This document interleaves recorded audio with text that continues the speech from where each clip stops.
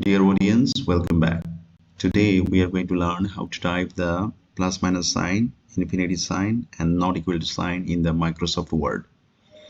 So first of all, press and hold the Alt button and then press equal sign.